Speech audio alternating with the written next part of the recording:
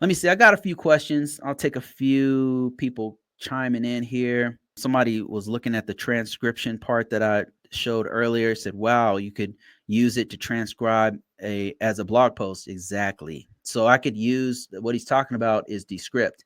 So descript. Let me show you guys again what you could take. I could take this video that I did with Professor Black Ops, and I could have AI write this rewrite this for me as a blog post, and then I could post it on a blog, and then I could automate it to where it automatically does it for me.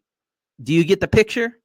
I could take everything we talked about on cloud and cybersecurity and make it into a book because I have the transcription. I could take all of this, feed it into a tool like ChatGPT.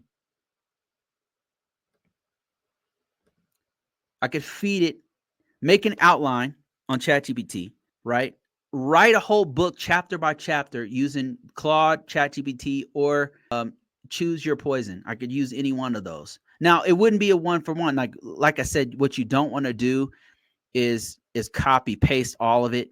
I mean, because it's not a very good writer, and also it hallucinates. It'll say things that are not true. You got to fact check the hell out of it. You definitely have to reread it because it's very repetitious. If it's so, it's not like you're gonna take it and then have ChatGPT or whatever write the whole thing, but it is very helpful to make your writing better. It's a really, really good editor.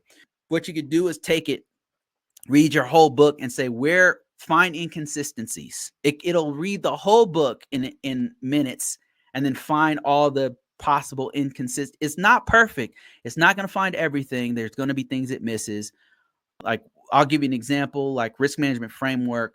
One of the books I wrote, I used it to, I was messing around with ChatGPT for the first time, and I was like, oh, this is amazing. And I noticed it was referencing the old risk management framework, Rev 1, and we're on Rev 2. So it was using stuff that it learned from Rev 1 that was very popular on the internet at that time. And Rev 2 just is kind of been bubbling to the surface, but is not quite there yet. So it didn't know that stuff. So I had to keep correcting it. It kept leaving out certain steps of risk management framework. It was referencing the wrong controls.